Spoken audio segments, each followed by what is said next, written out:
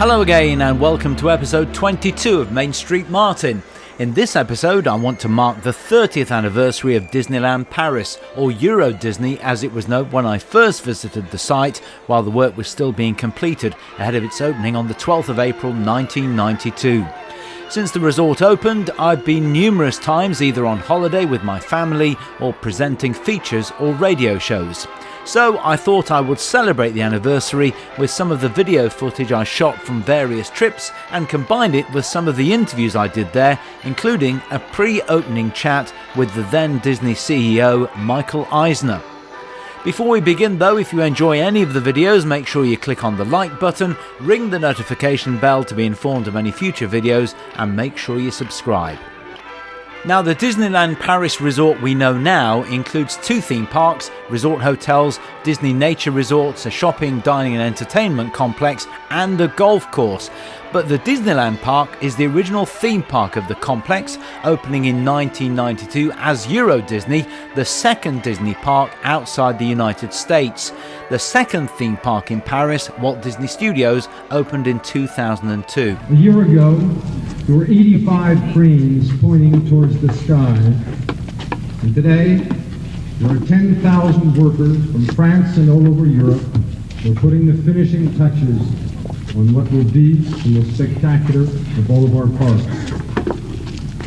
Thanks to the extraordinary work of the Imagineers and to the 3,000 cast members who already joined Euro Disney, I can confirm to you today that we are on time and on budget, and that we will open at 9:01 a.m. on Sunday, April the 12th, 1992. The Euro Disney project is the Walt Disney Company's most important project in this decade. Not only a decade in which the Walt Disney Company will see unprecedented expansion in the new European markets, but a decade in which Europe itself is already undergoing unprecedented transformation.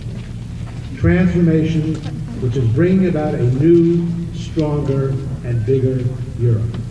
And I must say, we're very happy to be in the middle of it. My name is Sabine Marcon.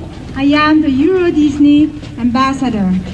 On behalf of all cast member volunteers and their families who have joined us today, I invite you to discover the magic of Euro Disneyland and to join us on Main Street, USA.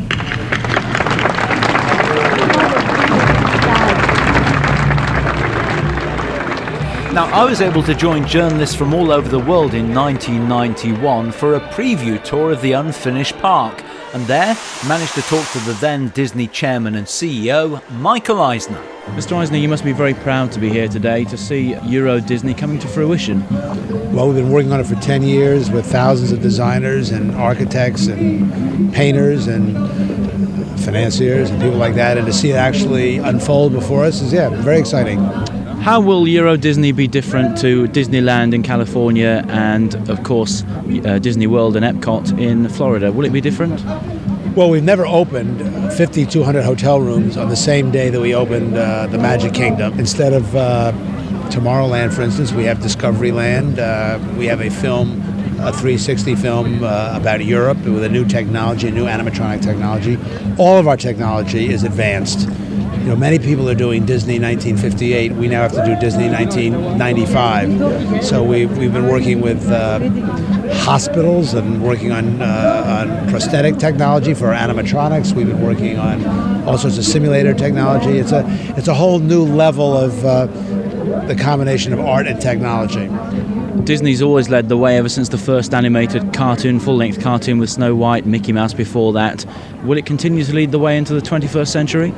Well, if we don't lead the way, then we will probably disappear forever. So we have a tension and an obligation and a nervousness to be on the cutting edge. And finally, April the 12th, 1992 is going to be a big day for Disney. Do you think it will be a big day for Europe as well, something that everybody in Europe can perhaps celebrate?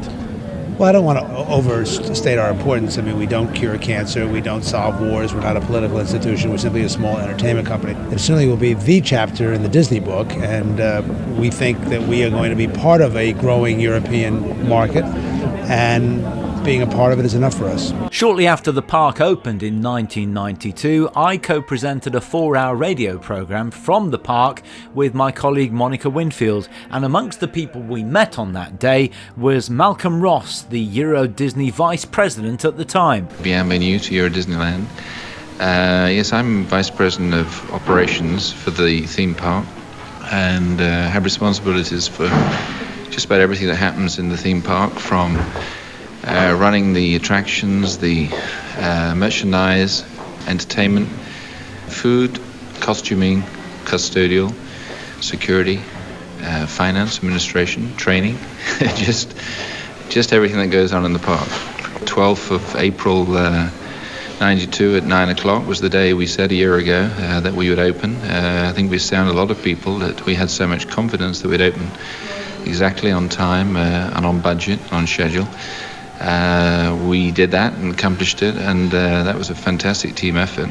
As the time got nearer, the adrenaline started to pump, but we were blessed with a wonderful opening, grand opening. We had 12,500 guests here for 3 days just prior to opening, and we opened in true Disney style at 1 minute past 9. In fact, we actually opened 1 minute past 8 because we had so many guests here waiting to come into the park. Many queued overnight, so we opened 1 hour early, which was a record, I guess. But now we're open, and as you can see, being in the park today, everything is running smoothly, and we're really proud of what we've achieved, and we're focusing on welcoming 11 million other visitors during the next 11 and a half months. If you'd asked me a year ago, could we open on time, on budget, I'd have said yes without any hesitation. If you then said to me, can we host a party for the world's press, 12,500 people, can we open 6 hotels at the same time, 1 campground, and put on a TV special, which is, I think, probably the largest TV special ever. We did 11 live broadcasts to European countries. It was beamed to the States and elsewhere around the world. I think 300 million people saw it. If you'd asked me, could we do and pull that all off, I'd say that was a tough task. We did it, and I think the TV special, you saw it in the UK, was quite spectacular. That was terribly exciting. It was a bit like a film set, and we had to turn around in 4 hours and open the park on the following day. So it really did tax us the hilt, but everybody rose to the occasion. It was just a great experience to be part of it. Jo was one of many cast members from the UK, and she was working at the Blue Lagoon restaurant in Adventureland and enjoying the whole experience. Well, I've made lots of Irish friends. I've got a few German friends and some French. The person I live with, the flatmate I have, is actually French. I suppose it's a good way for students to come over and learn another language, at least one other language. Yeah, especially for language students, it's excellent to come and work here in the summer because you really get your language up to scratch. How do you feel as a cast member? Have you done any theatrical work before? I have actually before I came here, but that wasn't the reason that I came. But you do feel, no matter what mood you're in, once you put your costume on, it makes a difference. It's like psychologically you get into that mode and like, yeah, it's happy. Different person. Once you put your costume on, you do get into that frame of mind, and it's you don't have any problem like being nice to people because everybody wanders around, they're all smiling anyway, and the restaurant's a very relaxing atmosphere, so you don't have any trouble. I don't anyway. Good. What can you recommend from the menu then at your place? The Assiette Blue Lagoon. It's a sample of everything. You get grilled fish of the day, which today I believe is swordfish, shrimp curry, and tiger prawn served with rice, island rice and vegetables. What sort of skills would we need to be able to do your job? An outgoing personality, smiling face, and that's about all you need really. Be able to speak French, and that's all you need. Christiane Becker was one of the first 5 employees at Disneyland Paris before the park was even built. I work for the French government, and the Disney teams, what we call the Americans, came in contact with us and suggested that if one day we wanted to join them, to call them, which I did in November 87. And I came to work with the Secretary General, Lee Lancel, who has now gone back to California, Disneyland, and I worked with him for 4.5 years. And now I'm at the finance administration. At the very beginning, the Disney University didn't exist here because we were only about 5 employees. So we did everything at the beginning. We hired people. Courtesy came by itself, and the people looked after each other and, worked together. And it was an exciting project and a fun project to work with. So it was a good team, a happy team. I would go to make presentations from Paris to Meaux at the different Chamber of Commerce, with Lee Lancel and the president, Bob Fitzpatrick.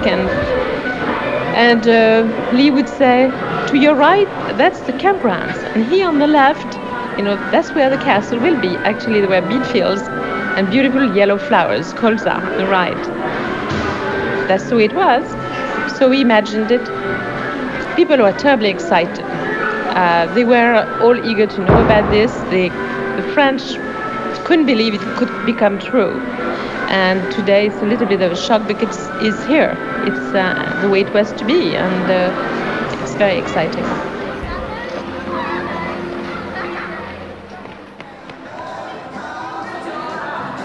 This is another opening day attraction, this time in Disney Village, and it has an historical significance for the relationship between the United States and France. It's Buffalo Bill's Wild West show. William Frederick Cody, better known as Buffalo Bill, took his original Buffalo Bill's Wild West spectacle to Europe, and it became particularly successful in France. Following that, it was reincarnated at Disney Village as an opening day attraction in April 1992. Now, the original incarnation was closed in March 2009, and it was then reopened as Buffalo Bill's Wild West show with Mickey and Friends. Sadly, in May of 2019, as part of Disney Village being overhauled for a renovation, it was announced that the show would be replaced by another Disney franchise, though what franchise that will be is anybody's guess.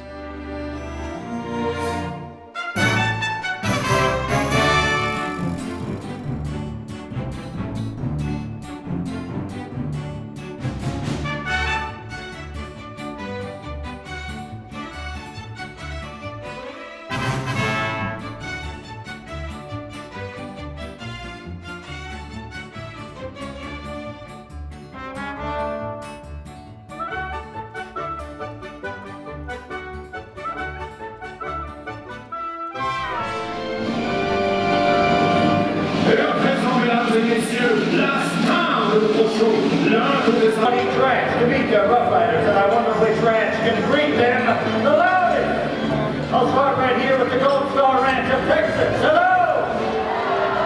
We now to the show of how they do it in Montana. 1, 2, 3.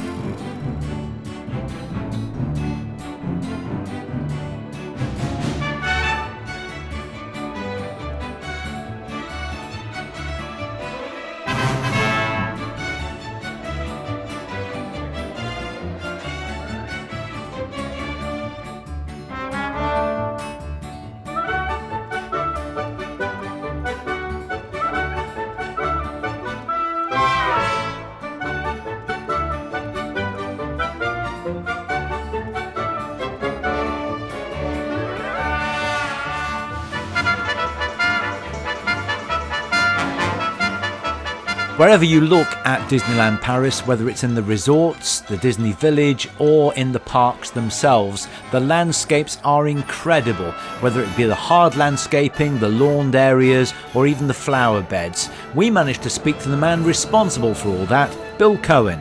I'm the manager of area development design, which includes everything exterior to the building, the landscape, softscape, the green things, the hardscape, walkways, lighting, waterways, water features, fountains and lakes and rivers, and walls, anything that we have outside, bridges, whatever people would walk on or walk through between buildings. I manage the design effort. That's from the beginning of the fat pencil design work to the end of the completion of what you see. The design starts with a concept that's developed by show producers, and I'm sure that they've described what a show producer is. He's the person that's not necessarily an architect or an engineer. He's just the blue sky, the creative mind in this. They create a picture of what they want. That's developed with renderings and models, and then we come in as landscape architects and design the real project to fit that idea. The idea in the landscape and a lot of the theming at Disney is that we want the guests to come into a garden that's in the springtime. It's springtime all year round at Disney. And one effort that we go through to do that is to develop a flower program so that we always have color, particularly at locations where people can see them, at changes of directions or at graphic signs or at the front of restaurants or shows so people know where to go. This is the biggest challenge from a landscape standpoint that Disney's ever taken on. That is primarily from the seasonal problems that you have here with well below freezing and snow. And so our approach here has been to create the same idea, the same concepts with mostly indigenous plant material. That is flowers that work at the right time of year. There aren't a lot of flowers that work in the wintertime, but there are flowers with leaf colors that we can use that do the work. Adventureland is a jungle. We wanted to develop a jungle, which is a tropical climate planting, but what we used there was indigenous material, broadleaf plants, shrubs, and trees, and kind of combine them in a melange or a mix, a fruit salad mixture, to make it look like it's a jungle. They don't focus on individual plants as they do on the whole set. And then in the warm months, we add 60 to 100 plants in containers that are very tropical plants. Bananas, traveler's palms, canary palms, things that are very tropical, but in the wintertime we'll take those out so that we can put them in a greenhouse and save them for the next year. We started planting the perimeter berms, the screening berms on the outside of the park 3 years ago in late 1988. And we started moving. We originally moved several of the trees that were on the site before we got here, some large pear trees and oak trees and others that we decided to save for various reasons because we liked the look. We, in August of 1988, we dug those trees and moved them to a holding area. So our actual landscape work started that far back. And we've been planting every planting season since. As we first started moving things on the site, we decided where we were going to have things by the drawings. And we found some trees we wanted to save specifically for use in Frontierland, some old-looking trees. And then as the screening berms were built, which is earthwork, we planted those as we started. Last call. As you can hear, I've just moved now to the Main Street station, and the train's about to leave on a complete journey around the Euro Disney Resort. And with me is Frederic Labbé. And Frederic, you're basically very much involved in the department which is called custodial. Tell us about that, what sort of job you do. First of all, we didn't translate custodial in French, and we're still using this word because by this way, nobody is confused about telling, janitorial or sweepers. Or, it's just custodial, and we have to take care of the cleanliness of this park. Now, people come here, they walk around, they can see that there's no litter anywhere. What is the secret of all that? Basically, to have people very, very well trained, each of them is fully involved on maintaining the cleanliness of the park. Obviously, we have different tasks to do, but basically all the cast members in any department are involved in the maintaining and the cleanliness of the park. Of course, at the gateway to the park is the fabulous Disneyland Hotel, and back in 1992 the general manager of the hotel was Charles Henning. We have a spectacular location. We are very first for Disney. Over the years, a lot of requests had been made to Disney to have a hotel very close to the park, and this was established here. And we are overlooking Main Street, USA, allowing our guests to be part of the park all the time. It's a very festive and fun environment. The theme is, as Main Street has dictated, very Victorian, very Victorian. We have tried to portray the Victorian palace of the east and west coast of America at the turn of the century. And in addition to that, we are the first real Disney hotel. Disney characters are used in the decoration, in the artifacts. We are really a festive, fun Disney magic.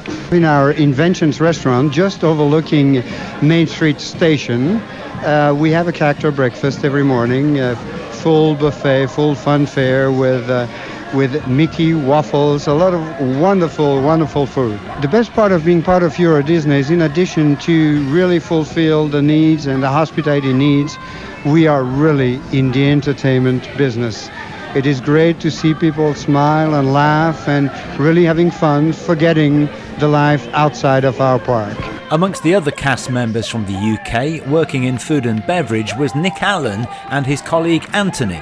I'm responsible for the organisation and training and development of all the new cast members in food and beverage. So everybody that's arrived, been working in the division, I've been responsible for their welfare and looking after their training. The cast members themselves, when they actually come to work for food and beverage, a lot of them have had very little experience of food and beverage, and what we're trying to do is to extend the guest courtesy and the guest service a little bit further, so that they're trained not only in all the basic tasks, but also to be entertaining as well, because it's with it being Disney being an entertainment company, they're on stage, etc.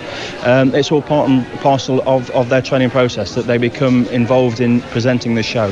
So yes, it's all the normal tasks plus the entertainment bit as well. Now, working in restaurants or hotels across Europe is one thing. Is Disney something completely different? Yes, it's got to be. I can't think of any other company that even compares. The very fact, the courtesy that Disney is renowned for, the show that is throughout every part in custodial, in food and beverage, every possible division, there's that extra bit, and everybody's trying that extra bit harder. It's something that I've never come across before. Okay, so how did you get into Disney then? Because you, as you say, you're working in hotels in England, including the Holiday Inn in Leicester. How did you get into Disney? Circumstantial, really. I happened to be in the right place at the right time. I received a phone call from a colleague of mine who came to work over in here to set up the recruitment process, and I was very happily employed back in the UK at the time, and the offer came along. He said, would you fancy coming to work in France for Euro Disney? I thought for about 30 seconds and said, yeah, you bet. And the rest is history, really. I came over for a couple of interviews, liked the setup, got to be amazed at the whole organisation process as I was, and I was hooked straight away. I love ties. I have 163 ties, and when they sent me over to Florida, oh boy, they've got a really huge array of ties over there. This is the tie from Roger Rabbit, okay, a picture of Jessica, but I'll say no more about it because it's very pictorial. It's unfair to those people who can't see it. Sorry. You're a very colourful character, but where are you from? I'm from Coventry. I originate from Coventry. I've been living in London for the past 5 years, but it is nothing but fun here. I left Coventry saying that I want to work for the most fun company in the world. Living here in France for the last 6-7 months, I'm now totally French. So bonjour. And one of the real highlights of the programme was the fact that we were joined by Pam Haynes, who was Director of Costuming for Walt Disney Attractions back in 1992 and had worked for the company since the 1960s. We're not custom fitting costumes to every individual person. We have to be able to dress a range of sizes, heights, all of those things that you face when you're shopping for clothes. So it is one of our biggest challenges, and we generally stay with pretty basic size ranges, then make adjustments if we need to, but basically we stay pretty fortunate. How many costumes do you have here? Well, there's over 150 designs that we have. That represents about 400,000 costume pieces, individual pieces, coats, belts, shirts, pants.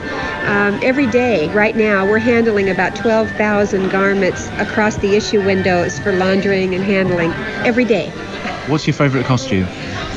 Oh, that is so hard to say here because they are all so beautiful. I really would hesitate to say what's my favorite. I love the main entrance costume. I love the Moroccan merchandise costume. They're all just so wonderful. Have you actually worn any of them yourself? No, not yet. One of these days. They tend to do that to management. They put us in costume and have us work. And actually, it's very good for management to do that because they can experience what it's like on the other side. We have a staff of designers, actually corporate designers, who do all of our designing for all of our theme parks. And there's about 10 of them. They vary in speciality depending on, what their level of expertise is. And they're working every day, 5 days a week. Although they're very theatrical in nature and really beautiful, they do have to be maintained in an industrial laundry situation. And the fabrics have to be durable. They are put into lockers, so they have to have some amount of crease resistance to them. Sun fading is a problem, more in Florida probably, but sun fading is a problem. Just the permanence of the fabric is very, very important. We will test a fabric before we ever make it into a garment, and then we'll test the garment made up to determine how all of the inner linings and the buttons and all of the way the fabrics are applied to one another perform together. So that is very important to us. Even our show costumes, like the parade costumes that you'll see, when we first start utilizing people who manufacture those kind of costumes, that's the one thing they want to do, is to make them like they would make them for the stage. We have to remind them that they're probably going to perform in that daily parade twice a day, 7 days a week, worn by varying people, and they just have to be built much more sturdy than they would normally have to be built. They're not necessarily cleaned quite as often. We can spot clean and do things like that, but it's a different kind of designing entirely. I have to say, Pam, who does all the washing and ironing? That's a very tired people. No, we do have a contract with a major supplier here in Europe. They're doing all of the linens, the flat goods for the hotels, and they have a separate plant that does all of the costuming work for us. It's a much more detailed, little more labor-intensive process, because many of these things can't just be quickly processed through a steam tunnel, but they have to be hand-finished in spots. So it's a big job. So finally, a happy 30th anniversary to Disneyland Paris. The multi-billion euro expansion is continuing, which started of course before COVID and has been disrupted, but the expansion will feature Star Wars, Marvel and Frozen lands at the Walt Disney Studios, costing in the region of €2 billion or $2.5 billion. Now don't forget to check out the other videos on this channel. It features all of the theme parks in Orlando, parks that no longer exist like Cypress Gardens and Opryland USA, plus a number of European parks with top tips, hints and ideas. Again, if you enjoy any of the videos, make sure you click on the like button, ring the notification bell to be informed of any future videos, and make sure you subscribe too. And I'll see you next time for the next episode of Main Street Martin.